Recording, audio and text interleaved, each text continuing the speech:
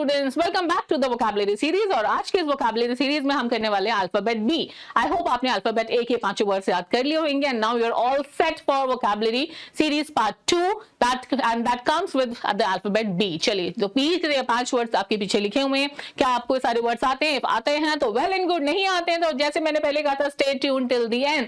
बेटा मेरी कोशिश रहती है सिर्फ 10 से 12 मिनट की वीडियो बनाओ, 10 से 12 मिनट में हम इन वर्ड्स को ऐसे सीख लें कि हमें हमेशा के लिए याद हो जाए। ठीक है, तो चलिए, पहला वर्ड है हमारा बैबल। बैबल का मतलब क्या होता है? चलो बैबल देखते हैं पहले। ये छोटे छोटे बच्चे दिख रहे हैं, छोटे छोटे बेबीज। हाँ, कभी किसी बच्चे को बात करते हुए, बात तो खैर बच्चे नहीं करते, लेकिन कभी किसी बच्चा जब नया नया बोलना सीखता है तो देखा है वो कैसे बोलते हैं, बा बा बा ऐसे करते हैं ना वो। So what are these doing? या गो गो गा गा। तो ये जो बच्चे की भाषा है ना, उसकी मम्मी के अलावा और किसी को समझ नहीं आती है। तो ये जो बच्चों की जो भाषा होती है, नॉट नेसेसरी कि ये जो वर्ड है सिर्फ और सिर्फ बेबीज यूज करते हैं, इन जनरल भी हम इसको यूज कर सकते हैं। कैसे करते हैं अभी आने वाले सेंटेंसेस में आप देखोगे। पहले बैबल को समझ लो। तो बैबल का मतलब होता है जस्ट कुछ भी मुंह में कुछ भी बोलते रहना, babbling around, is just babbling around. हम इसको इस तरह से यूज करते हैं। So babble means the sound of many voices talking at the same time, so that's babble. So you actually do not know कि चल क्या रहा है।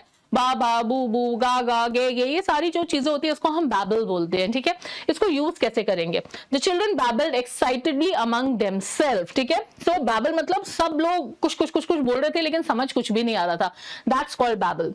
She babbled on without realising no one was listening. तो babble का मतलब कुछ भी बोलते रहना, बोलते रहना, बोलते रहना, without even realising that anyone is listening.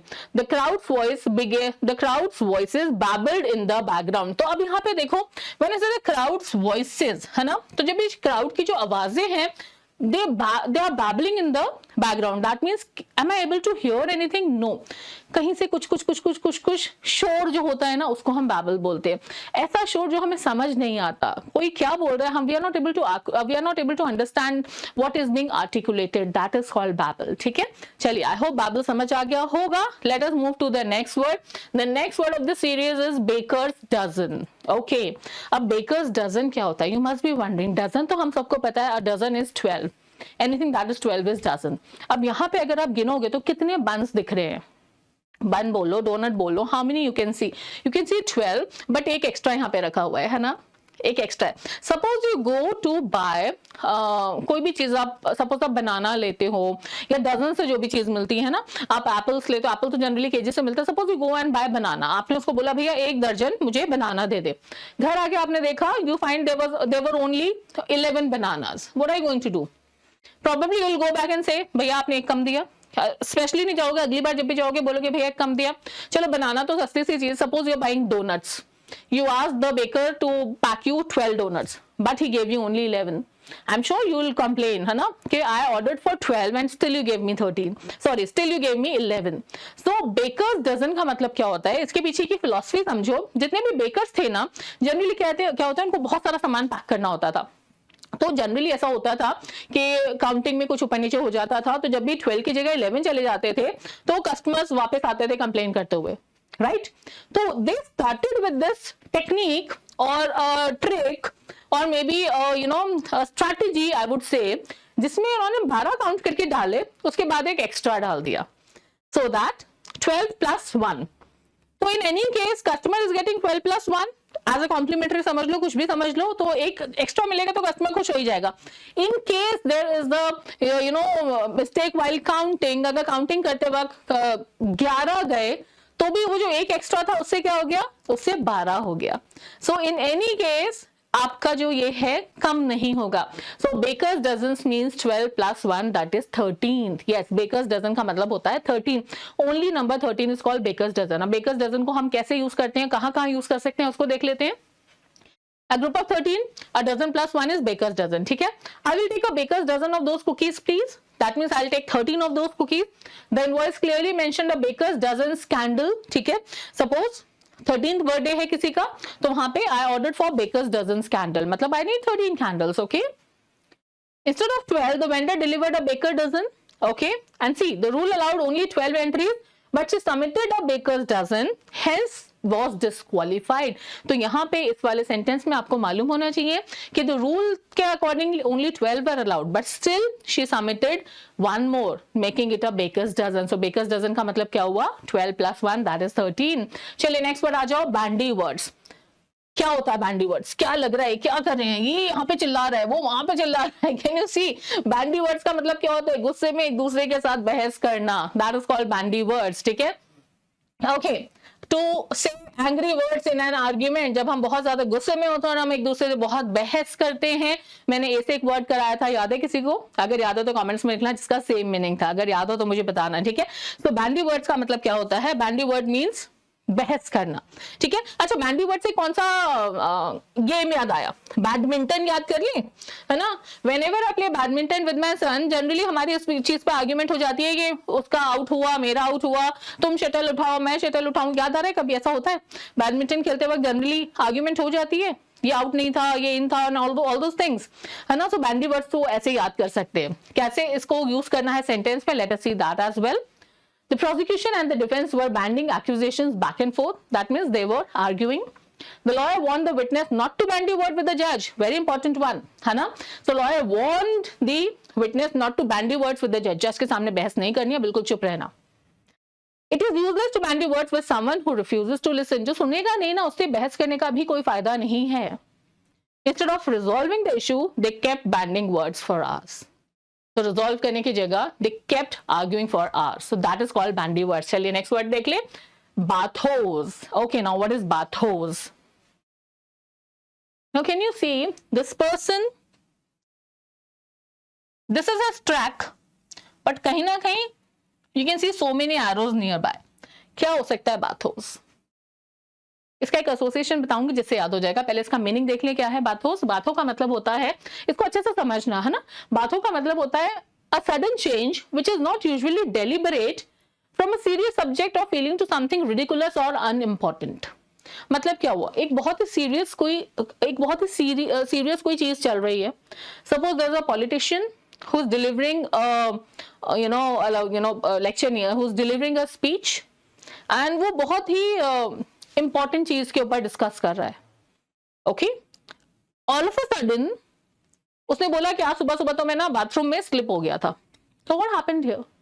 एक सीरियस डिस्कशन जो चल रहा है वो अचानक से एक नॉन सीरियस चीज आ गई, है ना? You know digression. डिग्रेशन का मतलब क्या होता है? इधर उधर टेम्परेरी डिविएट हो जाना. अब एक कोई बहुत ही सीरियस डिस्कशन चल रहा है, वो सीरियस डिस्कशन के बीच में कोई ऐसी चीज ले आना जो बहुत ही ज्यादा रिडिकुलस है, फनी है, इससे सीरियस से बिल्कुल ही अलग हटके, उसको हम बोलते हैं बाथोस. ये एक तरह का डिग्रेशन होता है. मतलब अगर वोकैबुलरी कराते कराते मैं आपको ग्रामर का रूल बता दूं, that is also digression. But ये जो डिग्रेशन है ना, ये डिग्रेशन बहुत ही ज्यादा फनी होता है, बहुत स्टूपिड होता है. That is called a bathos. ठीक है, बाथोस से एक और वर्ड जनरली बच्चे कंफ्यूज हो जाते हैं. नेक्स्ट वर्ड है. ठीक है, सो बाथोस क्या होता है? It is a sudden change. Sudden change है जब आप एक एक डायरेक्शन में जा रहे हो, अचानक से आप उस डायरेक्शन को छोड़ के कहीं और चले जाओ, which is not usually deliberate, यानी आप जानबूझ के नहीं कर रहे, but still हो गया. एंड ये जो हुआ है वो क्या है? This is from a serious subject to something ridiculous or unimportant. Let us see इसको यूज कैसे करते हैं. The touch of bathos at the end made this poem a doggerel. Doggerel क्या होता है? होप पता है? Doggerel is a badly written poem. एक ऐसी पोएम जो पढ़ के लगी कि भाई ये लिखी किसने है?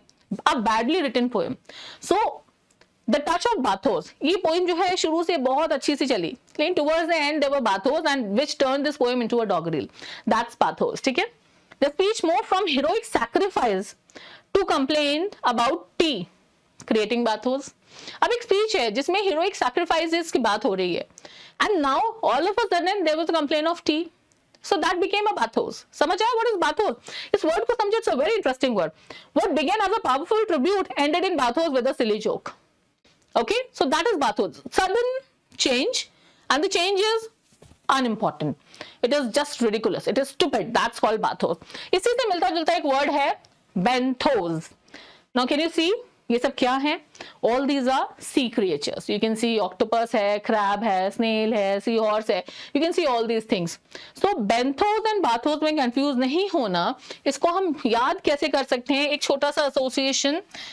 Maybe this can be helpful. Okay, चलो मैं ऐसे बता देती हूँ. बाथोस हो गया. Now this is बेंथोस, ठीक है। तो बेंथोस को हम कैसे याद रखेंगे, बेंथोस को हम ऐसे याद रखेंगे, बेंड, बेंड यानी झुको, ठीक है। once you bend you will find, let me write it for you, okay, देखो, bend, once you bend you, suppose आप किसी बोट में जा रहे हो, ठीक है, बोट में नीचे वो ग्लास का बोर्ड लगा हुआ है और वहां पे आपको बोला जा रहा है just bend down and once you bend you will find, टी से वहां पे आपको मिल जाएगा टर्टल, ठीक है, एच से आपको मिल जाएगी hammerhead fish, octopus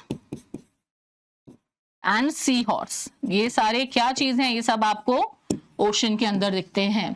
so benthos is basically the flora and fauna of the ocean. Flora fauna समझते हो ना, एक किसी जगह की जितने भी वेजिटेशंस हैं उसको हम फ्लोरा बोलते हैं, किसी एक जगह के जितने भी एनिमल्स हैं उनको हम फौना बोलते हैं। Benthos is the flora and fauna found in the ocean.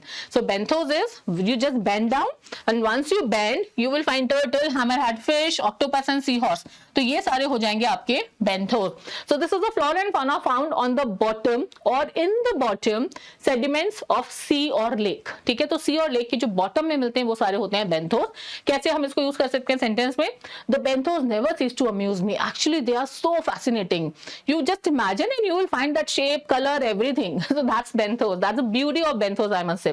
Pollution has severely affected the benthos near the coast, make sense, क्या होता है benthos, and the changes in temperature can disturb benthos ecosystem, definitely अगर ऊपर जो changes होते हैं ना उससे benthos ecosystem भी affect होता है। So these were your 5 words for this video. I hope ये पांचों word आपको अच्छे से समझ आ गए हैं और let's have a quick recap. Babble is baba baba blah blah blah करना, baker's dozen is 12 plus 1, Bandy words is argument, same as altercation we did in the last video. Bathos is, याद आया क्या था, a deviation, but this is a very silly and very stupid deviation, and benthos is the flora and fauna at the bottom of the sea. So that's it for today. See you in the next video with the alphabet C. Till then, keep learning vocabulary with me. Bye bye.